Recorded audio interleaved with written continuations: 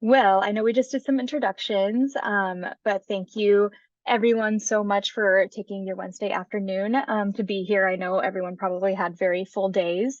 So really this session is to help you all.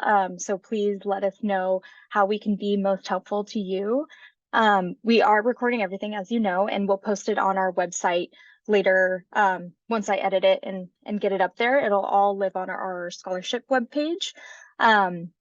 And so if you need to revisit anything, you can revisit this presentation. You can email me at any time or reach out to any of the professionals here today helping out. So I just want to give a quick introduction about the Architecture Foundation of Oregon, or what we call AFO for short. My name is Candace, and I'm the Education Program Manager, and I run our scholarships program. And here with me today is Michelle Black from Carlton Hart Architecture, who's one of our main scholarship partners for the William Hart Scholarship. I also have Amy Winterode, who's here, who was one of our long-term board members and a scholarship selection committee member for many, many years. And then we also have Nancy Pelayo Colores, who is our 2023 Hatfield Scholar. So really, Nancy is an amazing resource for you to call on as a very recent scholarship recipient. So again, we're all here today really to make sure that you feel supported throughout this scholarship process. So please let us know what you need and how we can support you. To share a little bit more about AFO, at the Architecture Foundation of Oregon, we believe that Oregon is stronger when more people from diverse backgrounds design and build our world. And one way that we really support this idea is through our scholarships program. And we've been awarding scholarships since 1998. So we've been in the game for a bit of time now, and we've been really excited to see our program growing a lot just in recent years. And we hope to continue expanding our offerings for college students and supporting you all however we can. And then today, of course, we will be focusing on the 4 scholarships that are currently open for applications. We have $5,000 to $10,000 scholarships that are available for art and architecture students at Portland State University, University of Oregon, or Portland Community College. And it's all depending on the specific scholarship. So we'll be sure to dive into that. We'll dive into eligibility for each scholarship, the specific application requirements, the application process for those scholarships, and some tips and tricks for starting and completing your application. So if you stick around to the end, we'll be able to hop into some breakout rooms, kind of help you through whatever part of the application you're on, help you get started if you haven't gotten started, or maybe give you some feedback on some of your application pieces if you have started your application. And of course, feel free to enter any questions into the chat as they come up. We'll be sure to get through those as we go through this workshop. And this QR code here just leads to our general scholarships webpage. It's really our best resource, like the best one-stop shop to get any of the information that I share here today and more info about our scholarships.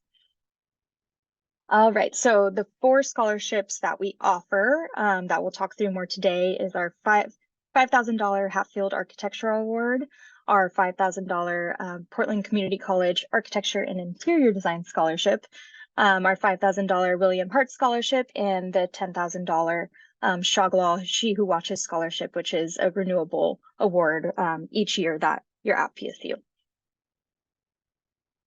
All right, okay, so starting with the Hatfield Award, and this is kind of when we'll kind of briefly dive into each separate scholarship and just talk about eligibility and who the scholarship is for.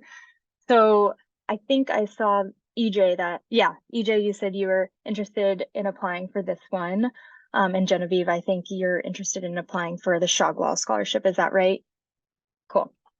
Great. Yes. So to share more about the Hatfield, this is a $5,000 award, as I mentioned earlier, for undergraduate and graduate students at PSU or U of O. And really the piece that we're looking for here is that commitment to community service. So this scholarship is our longest standing scholarship. It's been around since 1998, and it was designed in honor of Oregon Senator Mark Hatfield, who was himself very committed to community service and had great personal interest in architecture. So really, this award honors his dedication to community service and is really intended to support those Oregon architecture students who also display great commitment to community service and community-centered design. So one thing to note is that students graduating in 2024 this year, whether that's spring, fall, whatever term, you are eligible to apply for this award. And I think as we talked about earlier, EJ, this is the one AFO award scholarship that students who are graduating this year are eligible to apply for. And then just to speak to the community service piece again, that's a big eligibility piece. Our selection committee really likes to see that your community service is self-motivated. So not something that you are asked to do by an instructor or told to do in one of your classes. So really being able to show that throughout your application and that you take initiative to be out in the community and supporting people will really support your application. And then the last piece of eligibility is demonstrated ability for quality architectural design. And this is something that we ask for you to really show in your design portfolio, which kind of leads me into the application requirements. We will talk in more depth about each one of these pieces in a little bit after we talk through all of the details about each scholarship. So just know we'll get back to how you can develop your essay, how you can develop your portfolio or work samples, and so on. So for the Hatfield Award, we ask for a 500-word maximum essay. And if you were to look at that just on a piece of paper, 500 words is typically a full page single-spaced. So it's not a terribly long essay. And in that essay for Hatfield, we really ask you to focus on your community service. So outline your community service and how you aspire to use architecture to address a challenge facing either your specific community or Oregonians in general. So again, we'll kind of dive more into how you can build your essay in a little bit. But it's really focused on that community service piece. And then for your design portfolio, we ask for a 10-page max design portfolio where you get to feature 3 projects of your choice. Note that those projects don't have to have been completed in school. If you have work that you've worked on internships, like the internship that you're in, EJ, or other examples of work that you are really proud of and really show your passion for design, we encourage you to include that. It's not a requirement. You can always use your school work, but we just wanted to open it up for other projects as well. And let me see if there's anything else I wanted to share about the portfolio. We'll definitely dive into that later as well. And yeah, the last application requirement for Hatfield is 2 letters of recommendation. And these letters of recommendation should really support everything else in your application.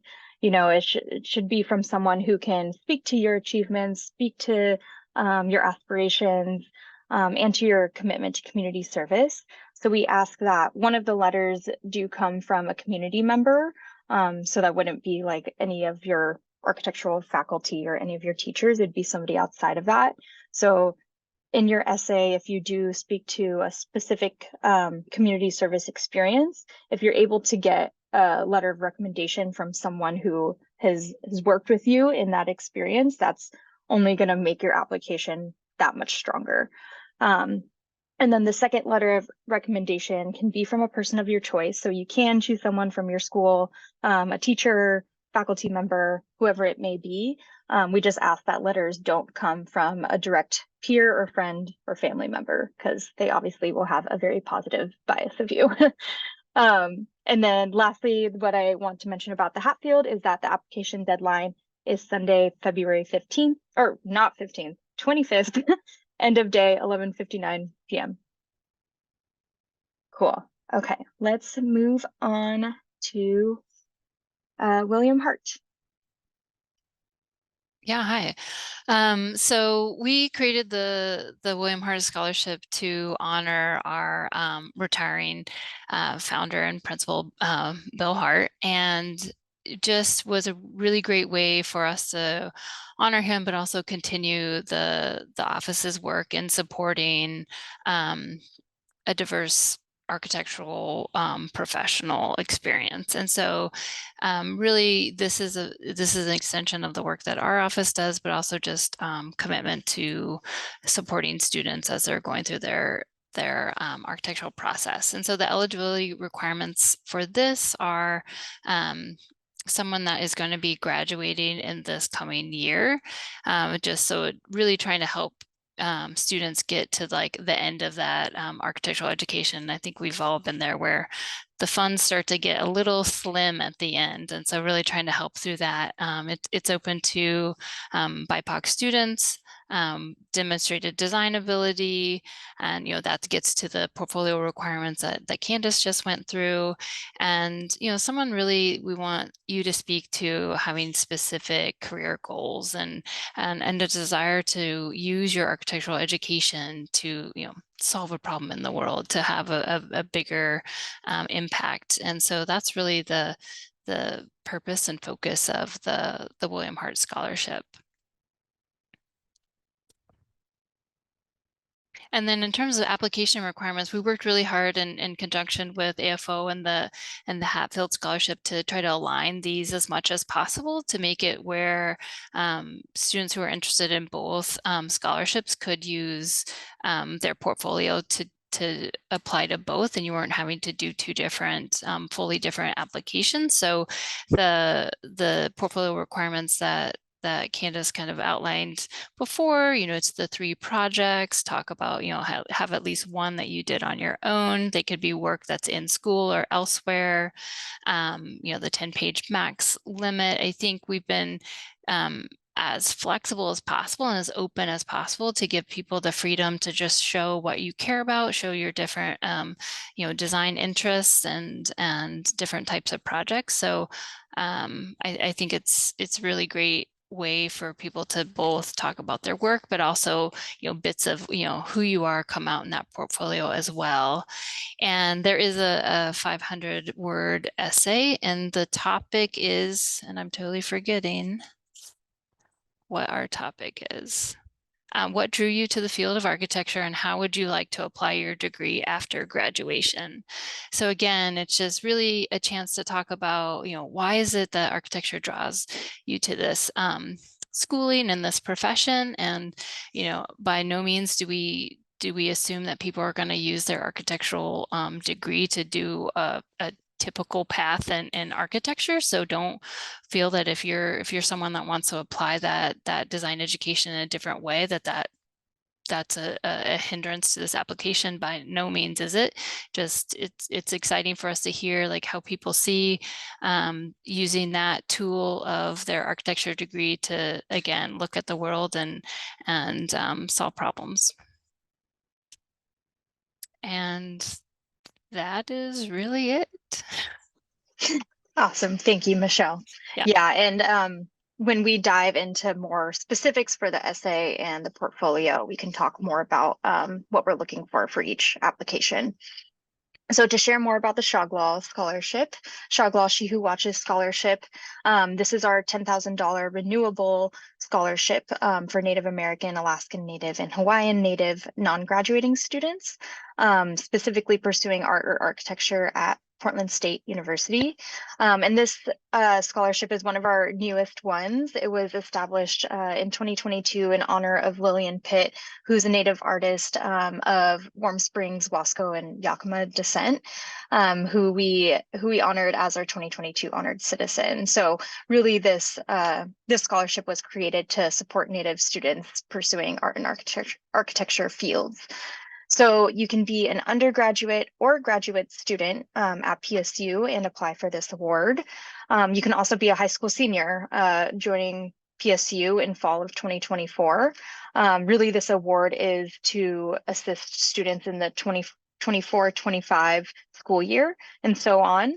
So that means that students who are graduating in 2024 are not eligible for this award. So it's really hoping or projected to help students throughout their education career at PSU. And I mentioned before, students who identify as Native American, Alaskan Native, and Hawaiian Native are eligible. We are also opening the scholarship to Indigenous peoples of U.S. territories. So that includes American Samoa, Guam, Northern Mariana Islands, Puerto Rico, and the U.S. Virgin Islands. And if you know anyone who fits those identities, or if that's you, please reach out if you have any questions about that. And I mentioned before, it's for art and architecture students. So if you're pursuing a degree at the School of Art and Design or the School of Architecture, any of those degree paths, you are eligible. And the last piece of eligibility info that I want to highlight is just the enrollment status. We do ask that students are full-time or at least three-quarter time at PSU for the 24-25 school year. So from fall to spring terms, that doesn't need to include summer term. That's the general eligibility requirements. The application requirements, these ones do look a bit different from Hatfield and Hart. We also asked for an essay for this one. This one's a bit longer, so 500 words minimum to 1,000 words. That still ends up only being 2 pages max. And the prompt is, what inspired you to choose art or architecture as your field of study, and what are your aspirations with this degree? So we're really hoping to give you a bit more space to really dive into why you have chosen this field of study, and what you're hoping to do with it. So we'll talk a bit more about that in the essay section. And instead of a design portfolio, we ask for work samples for this application. Because it's open for art students in addition to architecture students, we want to be more flexible with the way that you can submit your work. We acknowledge that art students of all different kinds and architecture students work with different mediums and might have different ways of showing their work. So this is to provide some more flexibility with that. So you get to decide how you want to present your work. Maybe something you want to show is more auditory rather than visual. So you can include a link to a video and then have your description alongside that. So really it's supposed to be flexible, and it's supposed to be good for whatever medium you want to show your work through. And the requirement for the work sample is 2 work samples for undergraduate students and 3 to 4 for graduate students. And when you access the application, it will lead you through all of that as well. And then we also ask for a copy of your transcript just to verify that you are pursuing a degree through the School of Architecture or the School of Art and Design. And that doesn't need to be an official transcript. It can be literally just a copy of it, a screenshot of it, whatever you're able to access. And then lastly, we ask for a verification of Native identity. And this can look like a ton of different things. And you only need to provide one document or one piece of information that helps verify this. And this can include documentation of tribal enrollment, maybe a membership card, something from the Bureau of Indian Affairs, Hawaiian ancestry verification, a letter issued by a tribe. So we have this requirement, but I also want to recognize that not everyone has federally recognized verification or may not want to seek that. So please always feel free to reach out to me if you have any questions about this, or if you want to provide a piece of documentation that isn't in our list. Our list isn't an expansive list, and we never want that to serve as a barrier. So always feel free to reach out if you have a question about this. And in addition to Hatfield and Hart, the application deadline is the same. It's actually all the same application for all 3 scholarships, which is Sunday, February 25th. All right, and I'll hand it over to Amy. All right, thank you, Candace. Well, I'm really excited about this particular scholarship just because it is our first one at a 2-year institution. It is the first one that we've got from AFO at a community college. PCC For this particular one, it's a $5,000 scholarship that is being awarded to a first-generation student that is specifically enrolled in the architectural design and drafting or interior design programs at PCC. Really, the intent of this award was to increase access to the architecture field for those that are underrepresented and first-generation college students.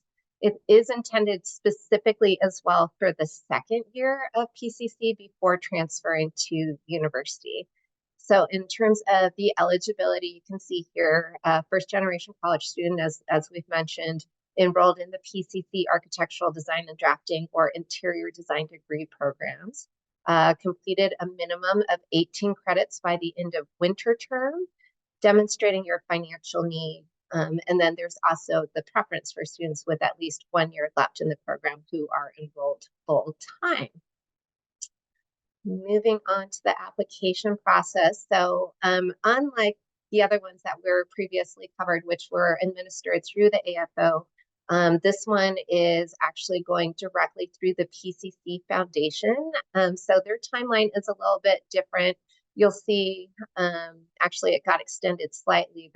Their typical scholarship applications are due February 1st. So there's a little bit of bonus time. Maybe that was because of the ice storm. I'm not sure. But in any case, take the extra day. The good news about PCC, they do offer their own scholarship workshops as well. So you can learn more about their process. And they do use one general application for their scholarships. So if you're looking at this one, there are other scholarships that you can be applying for at the same time. So again, trying to make it very, very easy. Thank you, Amy. Yeah, I forgot to mention to you that I noticed today that the PCC Foundation application was extended. So thank you for catching that. Totally forgot to let you know. And yeah, definitely due to the ice snowstorm. So I'm glad they did that. Cool. Are there any questions from EJ or Genevieve up to this point? I don't think I saw anything in the chat. Yeah, chat looks good. Cool. Let's keep it going. So I will dive into the application process a bit more now, just so you know the process from the beginning to end, how it goes, and all the timing and the dates that you can keep on your radar. And this is specifically for the Hatfield, Hart, and Shogwell applications, or application, it's just one application. As Amy mentioned, the PCC Foundation has their own application process. So this is just for Hatfield, Hart, and Shogwell. First step is to, oh, I went ahead, let's go back, is to attend a workshop. So congrats, you can check that off your list. You're here, you're doing it, good job. As we mentioned before, later during this workshop, you'll have the opportunity to work with the folks here on your specific application if you would like any assistance with that. So yeah, we really encourage you to stick around and we can even just, you know, show you the application, walk through it with you and kind of think through some of the ideas and themes that you want to ingrain into your application. And if you are seeking additional feedback, if you haven't started your application yet, get started with it after today and want to seek feedback later on. Maybe you work on your essay and want somebody to review it for you. You can join us at our second workshop, which is on February 19th at Carlton Hart Architecture. Thank you to Michelle for hosting. And you can join us and seek feedback on any portion of your application, your portfolio, your essay, really whatever it is, we're here to help you through that process. And you're both in Portland. I know, EJ, you're in Portland, and Genevieve, yeah, you go to PSU. Great. Perfect. Just for the recording, for anyone who is not in Portland and does want additional feedback after today, always feel free to reach out to me and I can connect you with folks here and we will still offer feedback. So the next step, once you feel good about your application, once we're closer to, oh, is there a question? Yeah, it looks like Genevieve was asking the second workshop is in person. So we're hosting that at my office, which is on 5th and Morrison downtown, just above the Nike store, if you're familiar with that. And so, you know, similar kind of walk through this, but then some just like sit around the table and look at portfolios and talk through essays, and we'll have some refreshments. And so, very casual, but hopefully people will get something out of that and feel good about kind of what they're working on. Thanks, Michelle. Yes, and so once you feel good about your application, of course, you go to the next point, which is to submit your application through our online application form. And we use a platform called Submittable. So let me just go ahead and pull that up for you. Can you see the AFO homepage here? Great. So if you go to our homepage, which is af-oregon.org, and go to our programs drop down, you can find scholarships here. And this is our general scholarships webpage, the same one that the QR code leads you to. And this is really a great resource for everything that we're talking about today. You can go through all, there's Nancy.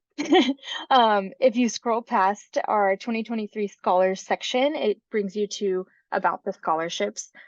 We have info about the PCC scholarship right here, and then the Hatfield, Hart, and Shoglaw scholarships right here. These are kind of your quick links to find the application. But if you scroll a little bit further, you can learn more about each scholarship themselves. So feel free to come here after today's session and read more about the ones that you're interested in applying for. But to take you to the actual application, so this brings you to Submittable, and I think I'm logged in already. Yeah, so it looks slightly different for me, but this is all information that we're talking about today as well, so nothing should be super new in this top description, but still read through it before you start your application. If you scroll to this section, if I wasn't logged in, so what you both will likely see is a button to create a free account or to sign in. I think EJ, you probably have a Submittable account since you applied to Architects in Schools. So you can log in with that, and then Genevieve, you can just go ahead and create a new account on Submittable. The nice thing about Submittable is that it saves drafts of your work as you work on it. So you don't need to wait until you're ready to submit your application to get into the application and read through it all. You can kind of come back to it and take breaks and yeah, fill it out as you find the time to. And this is one general application for the Hatfield, Hart, and Shoglaw. And so there's typical application forms, contact information, some information about your school status, some demographics, since that plays into a lot of our eligibility requirements. And then here is where you get into the pieces that are specific per scholarship. So just say you are applying to Hatfield, you'd come here and click yes, and then all of those drop downs for the Hatfield requirements would show up. You can paste your essay into here, upload your portfolio here, and then read more about the letters of recommendation, which we actually ask you to have your recommenders send them directly to me rather than you upload them through the application. So that's just something to note. And I do want to also mention that you are welcome to apply for as many AFO scholarships as you want, all the ones that you are eligible for. So if you are eligible for Hatfield and Hart or Hatfield and Shoglaw, we really do encourage you to apply for all the ones that you can. It'll only increase your chances of receiving an award. And another piece that we want to emphasize is that we do ask for design portfolios for Hatfield and Hart, and they can be the same design portfolio. So the selection committee, and I'll touch on this in our next piece of the application process, but the selection committees are different per scholarship. So if you upload the same portfolio for 2 scholarships, it's being reviewed by a completely different set of people. So that's always okay to do.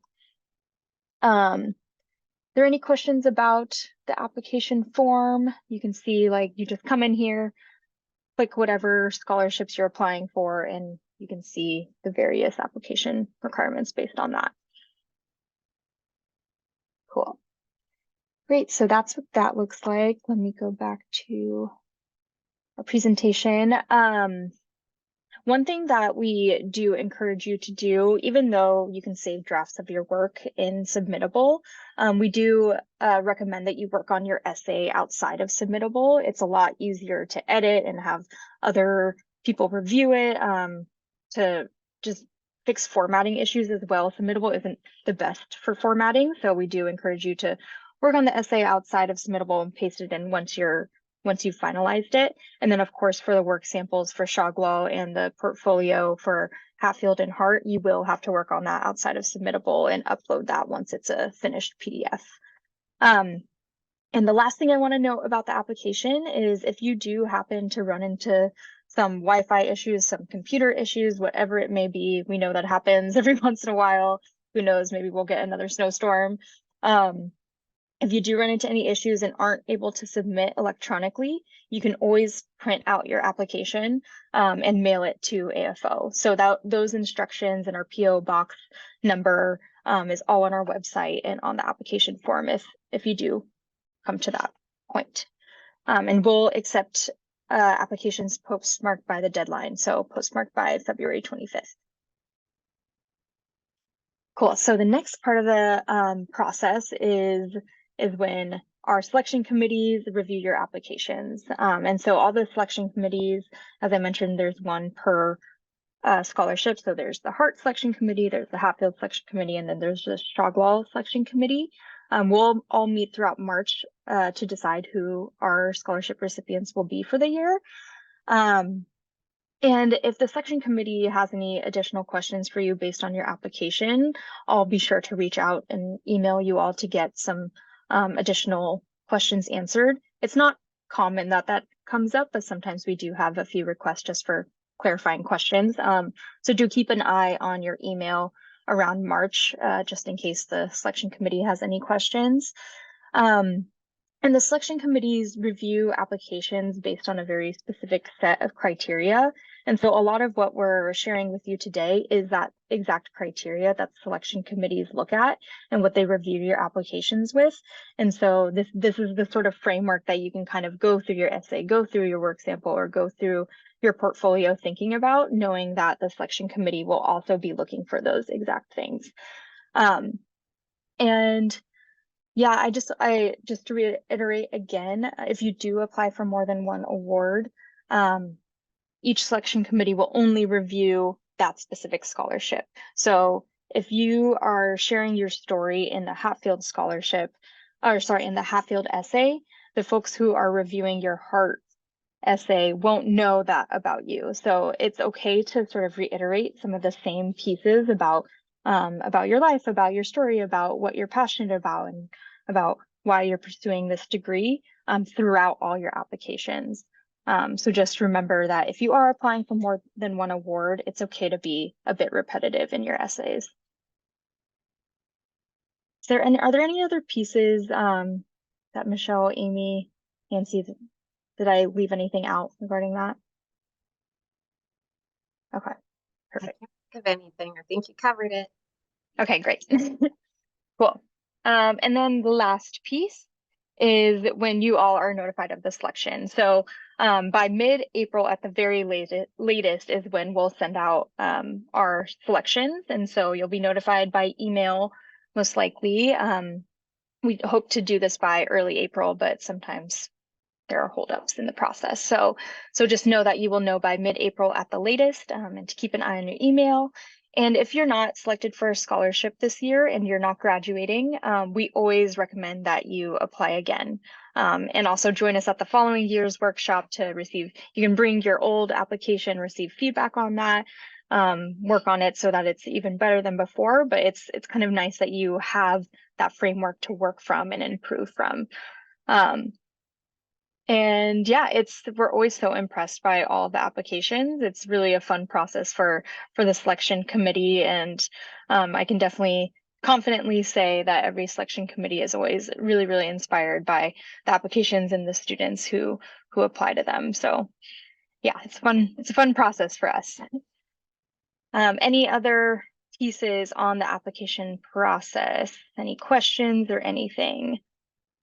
Yeah, I'm just kind of curious. I know that with each scholarship, there's like a different range of people in the committee, but I was are they large committees or are they kind of just based on it, like kind of in reflectance of what those scholarships are? That makes sense. Yeah. So the committees, I would say typically aren't larger than around like 8 people. I would say, yeah, I think we try to keep them not super, super large, like definitely not more than 10 people. The selection committee is made up of some of our board members, some of our committee members, and then for the William Hart Scholarship, it's folks from Carlton Hart Architecture. So our committees include people who are in the higher education space, include design and building professionals, anyone who has experience and professional experience in these spaces and understands like college experience and the industry. So they're all people who are related to higher education or to the architecture, design, art industry. And so it's specifically for the Shoglaw selection committee, we have a lot of Native representation on that committee. For our Hatfield committee, we do have some prior Hatfield scholars, architects, people in the design and building industry. And then for Hart, of course, is architects and designers at Carlton Hart Architecture. Does that help answer your question? Yeah, absolutely. Thank you. Great. Perfect.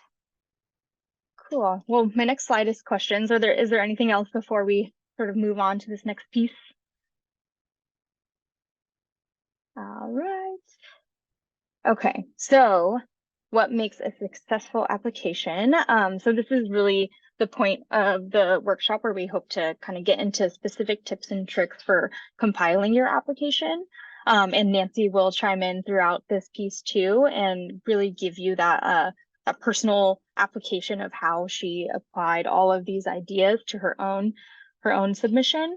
So yeah, feel free to ask questions throughout any of this. This is all for you and to help you all through this process. So the first step really of compiling your application is to tell your story and to really discover your strengths, really dive into who you are, what are your career goals, and making sure that you weave your story throughout your whole application. So one thing we ask you to do is really create an outline. So think about your past, present, and future. So when you think about your past, what experiences, what have you experienced and what have you learned from those experiences? And then when you think about the present, how have those experiences really shaped who you are today, and what strengths have come out of those experiences? And then thinking to the future, what are your career goals and what impact do you hope to have? And when you really think through those prompts, you can create a sort of theme that you can really weave throughout your entire application, including your essay and your portfolio or work samples. And in alignment with AFO's goals that we talked about at the very beginning of this presentation, the selection committee is always looking for candidates who really want to make positive impact through design and who really see that bigger picture and understand that design can play a really big role in community change. So that is something that the selection committee and AFO really values in our candidates. Yeah. So telling your story, and then I'll hand it over to Nancy, who can kind of speak to how she applied that to her own application. Yeah, so telling my story was like asking myself, what are your values? What do you care about in design or in the world, or what truly matters? Knowing that there's a problem and then trying to find like a solution to it. And number two, I asked, what are some things that differentiates you from others? This could be your background, where you come from, or what you've done to make yourself stand out. Three, what inspires you? Is there anything that gets you excited about design? This can also lead back to what your values are, and because your values can inspire you. Four, what are some important design goals for you? Is it sustainability? Is it DEI, diverse equity inclusion? Is it community engagement, or is it historic preservation? And these all depend on what you as a person value and what your goals are. And so 5, what projects or services have you reflected these values? So going back, what have you done? Have you done any volunteer work, community engagement projects? Did you work for a nonprofit that went towards your values or goals? Did you study abroad and build sustainability work? Did you learn anything from there? Did you study, were you involved in any groups in school that focused on those things that you valued? Number 6, like what steps are you taking or planning on taking to accomplish these goals? So what, if you haven't had the chance to get into these services, what are those that you will accomplish too? Yeah, I think that's the next. Perfect. Thank you, Nancy. So once you've really dove into really telling your story, understanding like what you want to highlight about yourself and want to tell selection committee members about you, of course, we want you to use that as an outline throughout your entire application. And that's really starting with your essay. It also works as an outline for your essay, you know, so creating that or starting with that first step creates your outline for your essay and for the rest of your application. So no matter the prompt, at the core of every essay should be your story and your aspirations, your current and future aspirations. And one thing that we do recommend you do, especially for Hatfield and Hart essays, Shogwall is a little longer, so you can have a little bit more space to really dive into your story. But for the shorter ones, it's really important that you focus on one theme. I think it's really hard to fit in a lot of information into 500 words. So if you can identify one theme that really speaks to you as a person, you as a designer, you as an artist, and weave that through your essay and the rest of your application, it will be a really strong essay and application. And assume that you're meeting selection committee members for the first time. You probably are. Maybe you do know some of them personally outside of this, but assume that you're meeting them for the first time. So what they don't know, they don't know. So you have to really share everything about yourself that you really hope for them to gather out of your application. And of course, please always have somebody proofread your essay before you submit, and that can be one of us. You can always come to our second workshop or ask for assistance from us. So specifically for Hatfield, of course, this essay, going back to the main purpose of the scholarship, should be focused on your community service and your passion for serving community through design work. So that's the core of your essay. It's really helpful if you give some specific examples. You probably don't have room to give like every single community service job that you've ever done, but highlight a few that are really important to you, that you that changed you as a person, that have really influenced you as a designer and as a person. Explain who those communities are and how did you serve them and how did you impact them. And as I mentioned earlier, it will make your application stronger if your community service is self-motivated and not something that was assigned to you or an assignment that was given to you in a class. So if you have any examples of how you were self-motivated or took the initiative to work with a community, that is always really helpful. And then the last piece of the Hatfield essay is aligning with AFO's mission. So it kind of goes back to everything that we've been talking about. How do you really see design as a tool for impacting community change? And I assume if you are passionate about community service, this will be woven throughout your entire essay already. But go ahead and take a look at the AFO website, read our mission statement, read our equity statement, and you can always pull some of that language and touch on how you as a designer and as a person also reflect those values. And then for the Hart essay, Michelle, did you want to touch on that one? Sure, I'm happy to. I think, obviously the prompt says, why are you passionate about architecture? And again, we just want to hear from you. It's like, what draws you to this?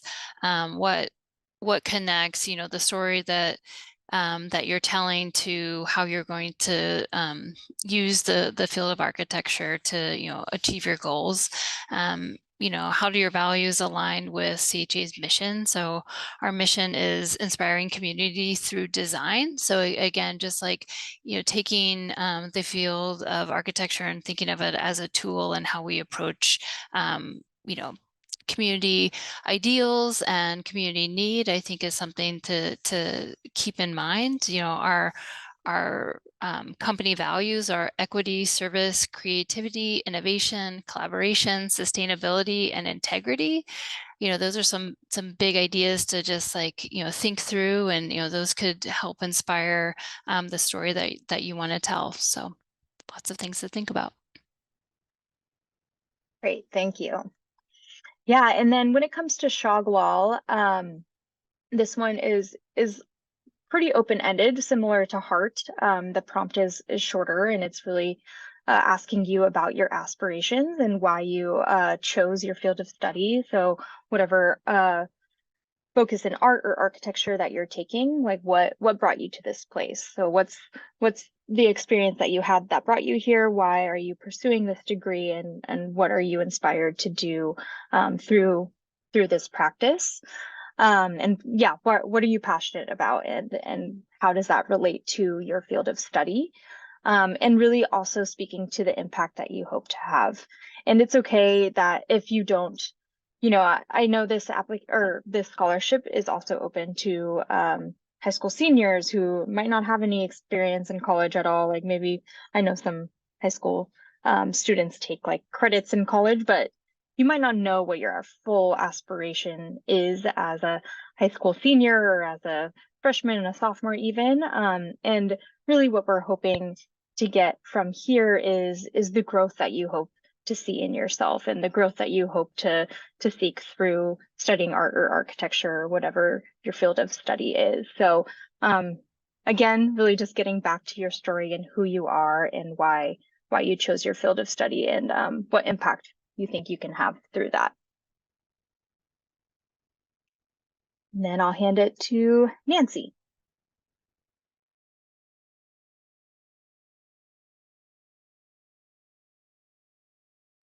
Sorry, I was muted. Essay tips, like Candace was saying, past, present, and future. And that's kind of how I laid out my essay. So first I started with my intro to who you are and what has made you come this far, or your journey to your current self. So how your background has a lot to do with who you are currently. So making sure you emphasize that and carry it out through what your values are is important. And then you focus on the present. What is your current story? What are you doing? Are you going to school? You're obviously are into design and architecture. So what are you doing right now that could help you with your goals and values? And then we go into future. What do you aspire to do? Tie this back to your past and your values. Make sure you emphasize that what you care about and what you're really passionate about doing. And especially for my perspective, my essay was focused on designing for underrepresented communities. And so I think that architecture has the power and potential to create safe communities and resources for those that are underprivileged or underrepresented. And so then I tied it back to all my community services that I've done throughout my life span. And so a few little tips is don't overdo it. Keep it short and simple. You only have a certain amount of words, at 500 words for some, and then 500 to 1,000. And it's just these people are also going to be reading other essays that might be too long or get bored of. So you want to just keep it short and simple and get to what you need to say. 2, be honest and true to what you believe in. Make sure you're being truthful to what you're saying and make sure it comes from the heart. 3, share life experiences, keep a balance of level of detail. I did share a few like life experiences, but I didn't go in depth in it. It was just kind of like, I grew up in this situation in this, and I'm aspiring to do this. Really simple, not too in depth. And then 4, make sure you reread and check your grammar. Which I'm so happy that we have like workshop for. And that's my tips. Cool. Thank you, Nancy. Yes, yeah, cannot stress enough that you know, your peers, I'm sure like anyone you know would be willing to look over your essay and read it for, you know, those spelling and grammar checks. It's one of the easier parts of the essay is to is to get someone to proofread it and check for those sort of things. Are there any questions about the essays?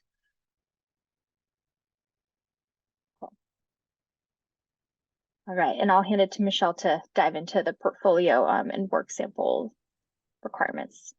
Yeah, so I'll just kind of touch on some kind of the big idea. So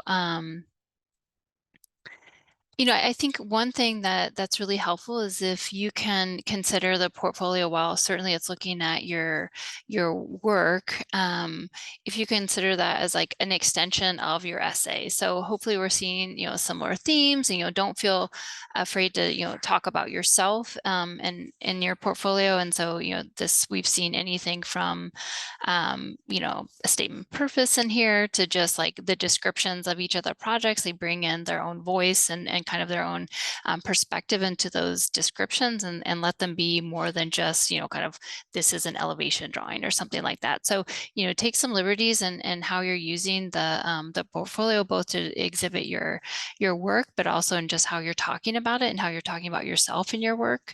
And, you know, I think, you know, we can definitely get into more specific questions, but, you know, another thing to think about is just, you know, as someone who reviews portfolios to hire people, I think there can be this misunderstanding that we only want to see the final most beautiful rendering document for something, where, you know, really, you know, there's a lot to be learned and a lot to appreciate in seeing someone's process through something.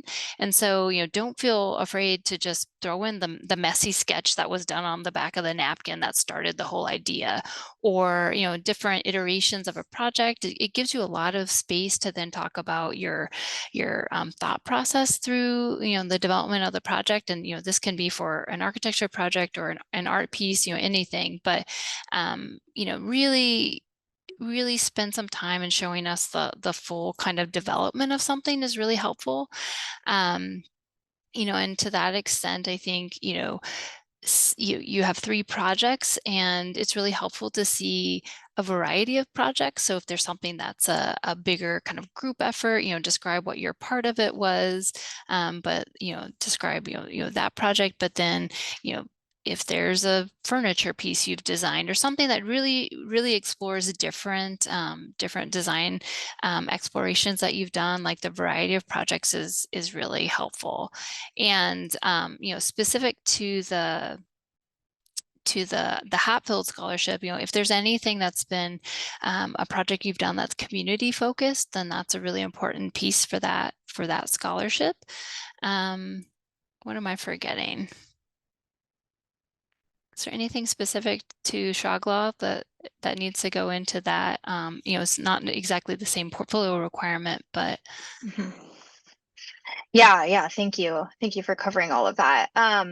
Yeah, and so for Shoglaw, I think one of the main things to point out is, again, you know, the age range and the range that we see in students. So we're getting some high school students, and we're getting some juniors in college. So that's a pretty wide range, and we totally understand that as like a first or second year student, you probably haven't had as many opportunities to really dive into your exploration as an artist or a designer quite yet. You know, a lot of the assignments are like, here's this I know for architecture specifically, like here's this building that you need to study, like redo some of the drawings, like explore this building rather than creating something original.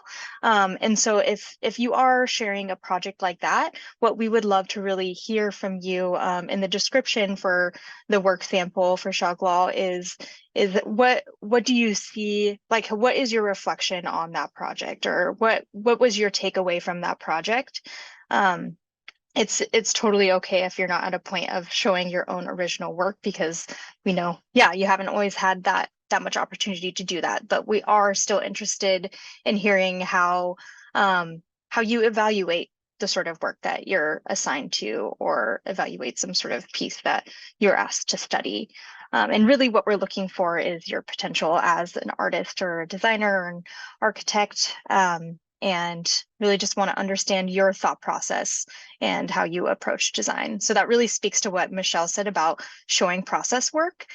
We love that. You know, it really speaks to, it gives us an idea of how you approach design thinking and the design process, and your creative and artistic touch on things.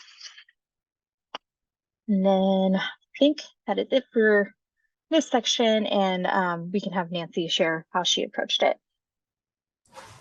Yeah, I think you guys kind of touched base on everything a little bit. Like one, choose projects that align with your values. Again, like showing a variety of projects, but yet again showing that what you care about, and what emphasizing, going back to your showing it through your essay and through your portfolio as well. To emphasize the goals you had for that project through text and graphics, having like a little caption of saying this is, what your goal was for this, even if it's not done, like Candace said, and show process work. How did you get to that design? Show how you problem solved through that design. I think that's very important, and Michelle has also touched base on that. And then tie your projects to your story. Make your whole application cohesive and like a theme. Tell them who you are through your project. I think your projects can tell a lot about you and how you think and how you design. So Thank you, Nancy. Yeah, another thing that I just came to mind about the Hatfield portfolio is, even if you don't have an example of like community design work that you've worked on, that's totally fine. I think that's another, that's another thing that a lot of people haven't had the opportunity to do. And that's okay. That doesn't mean you're ineligible or aren't a good candidate. It's still helpful for us to, you can still show that in your portfolio by how you approach certain projects that you were assigned in school. So how did you design this space and center community through your design? So there are many ways to kind of still speak to your commitment to community service and the projects that you completed, even if you don't have an actual built thing that you did with a community. That's not the only example of that. So I just wanted to mention that, because I know not everyone, I don't want that to be a deterrent for someone applying, is like if they don't have that specific example that they worked on with a community outside of school. yeah, Candace, I didn't have, like, now that I'm recalling it, I didn't have any community service work on my portfolio, but I did have like some of my projects that were aligned to like certain values and focused on the people who are designated for that space. But yeah, I echo that too. Yeah, absolutely. And I think the same thing applies for the Hart Scholarship and that portfolio as well. And again, you can apply, or you can submit the same portfolios for both Hatfield and Hart Scholarships. And we really do highlight a lot of the same values in both of those. So just to show you a couple examples, and these are applications that were submitted for Hatfield and Hart. I know Shagwal will be different, especially depending on what sort of art form you practice and what sort of projects you're submitting. But for Hatfield and Hart, We wanted to highlight this one because this one really shows a really good variety of work.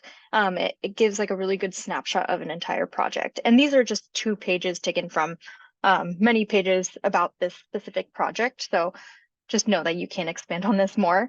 But as you can see in this bottom corner, there is some process work, some of those sketches that were the beginning of this applicant's design ideas. It was kind of developed into these other diagrams and then these perspectives. So we really liked this application because it gave a really good overall snapshot of this project, painted a full picture of the project along with some text that could really support her design thinking.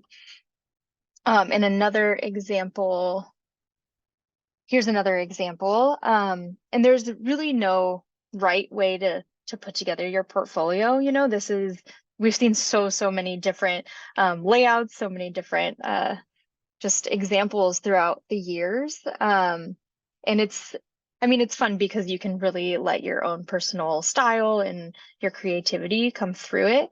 One thing that we really liked about this portfolio is that, so this was 1 page up here, this was the 2nd page down here, and I think there was 1 more page dedicated to this project. But the applicant shared each project by starting with this design intent, and then a really beautiful just like cover photo for the project. So it really pulls you in. We understand what this applicant was thinking about as they were designing the space, who it's for, what it's meant to do, and then they dove into more of the details about that project later on. Also showed some process sketches, some, you know, really gave us a snapshot of how they were thinking through this space and form and all of that. So we love variety, we love design intent, we love words that help share the story behind the project. And yeah, just diversity in showing and expressing the project. Amy, were you going to say something? No, I guess I will add this is that that keep in mind that the evaluators won't really know anything about you or these projects. So be sure that you are providing enough context and background for us to like orient where you're coming from and your intents. And like all of this is like incredibly rich information. It sounds like a silly thing, but I can't underscore the importance of like those captions enough to help guide us on what you're thinking at the moment or why this is important that you're showing this element of process, right? Like help us really understand and get into your heads, what it is you're trying to convey. Yes, yeah. Absolutely. Yeah, thank you for saying that. And the same thing goes for the Shogwall work samples. I know it's not presented in the same format as like a full portfolio, but we do have you have 3 pages dedicated to each project and you can upload that PDF, and then there's a space in the application where you can write a description, and that description is really just as important as the images or the PDF that you upload, because if you're showing us images or a video or whatever it might be, we don't understand anything about it without you explaining the design intent and really your thoughts behind that as an artist. Cool. So this is the ending of our tips and tricks section. I know there's just 2 of you on this call, so we can maybe reevaluate how we want to go about this. Are you both interested in talking further about the specific applications and scholarships that you're looking to apply to?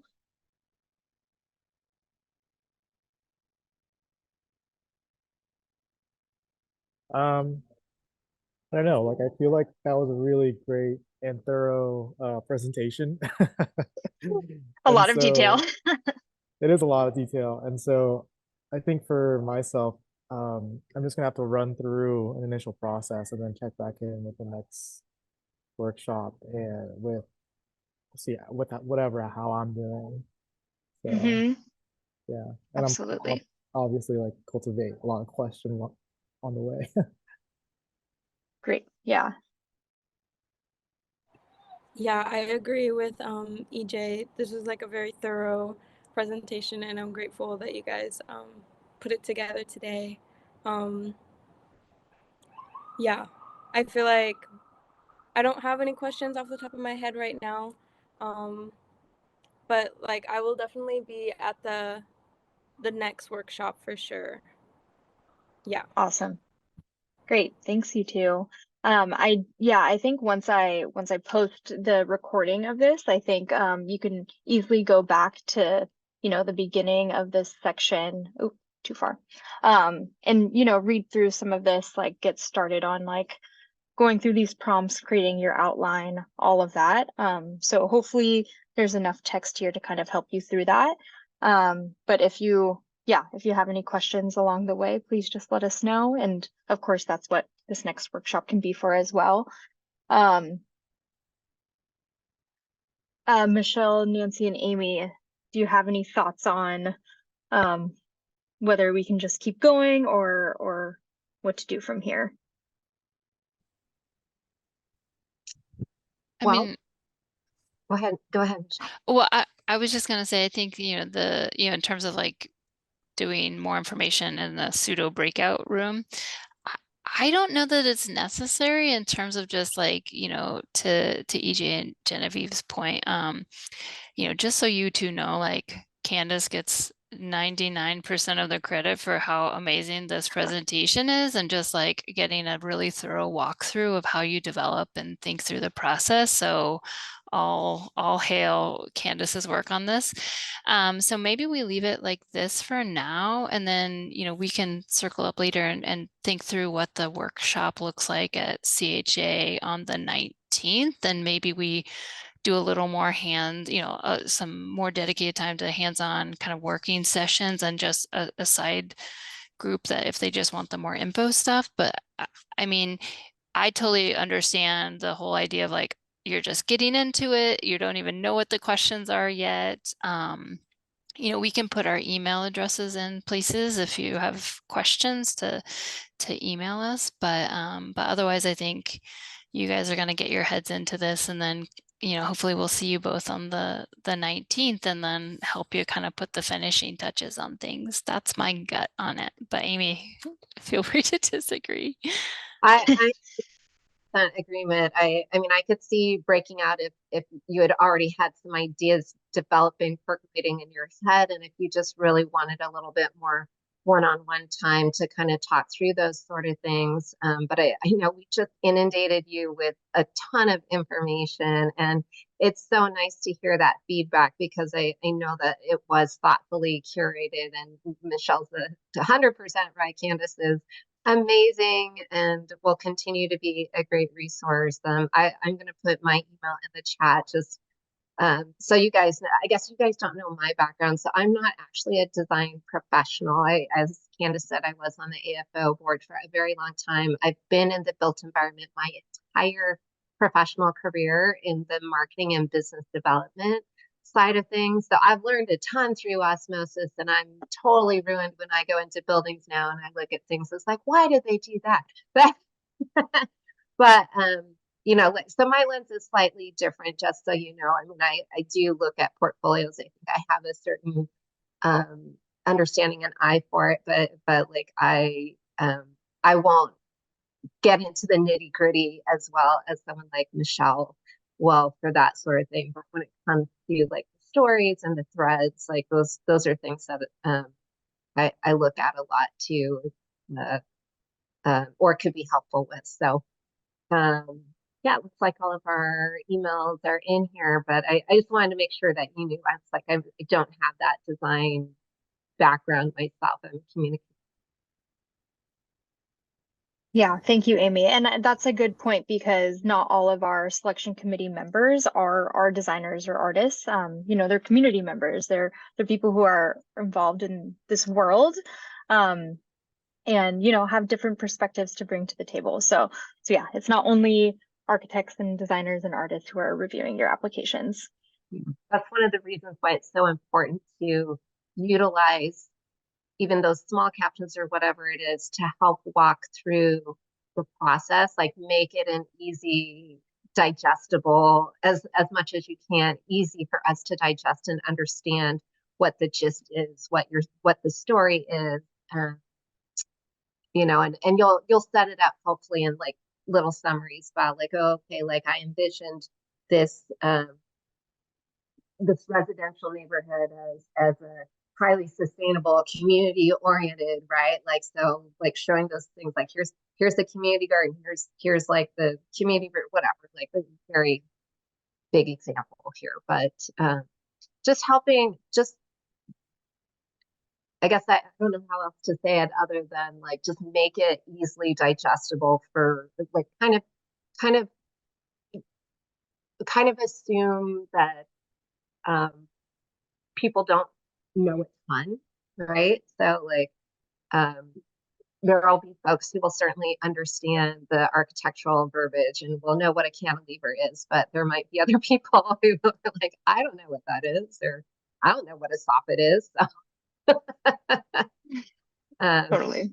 that's probably going too far in. Just knowing that like you have a small amount of space, that's the part that makes it so difficult. But just try your best to make it digestible and understandable to your audience.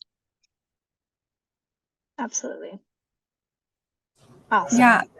And I'm happy to, like, if you want to reach out or have any questions about, I don't know, more about my essay or want to see what I put in there, I'm happy to share. Yeah, just reach out. Nancy had a really great essay, so you should definitely reach out to Nancy and read her essay. Strong thread, strong Yes. thread team, to a strong story and stuck with it. Because the way to do it. Absolutely. Cool. Well, this session was super helpful for us as well, like as the people who are organizing it, because really what we're hoping to do, we used to only have info sessions where we would talk through the different, so basically that beginning chunk of what we did today, talk through each of those scholarships and give you more information on eligibility requirements and application requirements. And so what we're building on this time is really trying to support you through that application process and building the successful application. So thank you for participating in this and helping us understand kind of what that process looks like. I think everyone here is totally correct in like, this is so much information. It's really hard to dive straight into like, okay, this is what my application looks like. That's pretty unrealistic. So I think this is just so helpful to have this process with you all and get feedback from Genevieve and EJ too. So thank you for participating. I'll just go ahead and close it out. I just have like a few more slides just to close it. And of course, we can, if you have any additional ending questions, we can end with that. But I did want to highlight these upcoming important dates for the whole application process. What I don't have on here is the PCC deadline, which is February 5th. I know that doesn't apply to anyone here, but just for anyone who watches this recording, February 5th is the PCC Foundation application deadline. We have our Portland workshop, so the next in-person workshop at Carlton Hart Architecture on February 19th, 5:30 to 7 p.m. So hopefully gives you enough time to get there after your classes, studio class and all of that. And then the big date is the application deadline, which is February 25th. That's Sunday. Submit your application by the end of the day for Hatfield, Hart, and Shoglaw scholarships. And then by April 15th, you'll be notified of who the scholarship recipients are. And then another piece that is a big part of our annual scholarship process is our scholars reception. So that's an in-person event where we get to celebrate all of our scholars for the year. And folks from the architecture, engineering, construction, design, art industry all come to really celebrate you. It's a great place to meet connections and further your career in architecture or art. And it's also a fundraiser for our scholarships. So it's a fun event, and really it's just to highlight all the amazing students because really there's so many of you. And And then on our Oregon Student Opportunities Hub, this is a web page that lives on our website. Please feel free to check it out. We have other scholarship opportunities on here as well that AFO doesn't sponsor, but there's really a ton of opportunities out there. So check out our hub. And also if you want to stay updated on really all sorts of opportunities, there's programs like summer camps, sometimes internships, workshops, things like that. Whenever we hear about something going on in Oregon related to design, we put it on our Student Opportunities Hub. So a good resource for you to kind of check out periodically. And then we are on social media. So we're on Facebook, Instagram, and LinkedIn. So yeah, feel free to follow us. We'll be sure to keep all these dates also up there, so you'll stay notified on opportunities and dates related to all of our scholarship deadlines and stuff. And yeah, here's my email. I know I put it in the chat already. It looks like everyone put it in the chat. So please don't hesitate to reach out. You're never bothering us. We're here to help you and really want to help you through this process. So let us know if you ever need anything.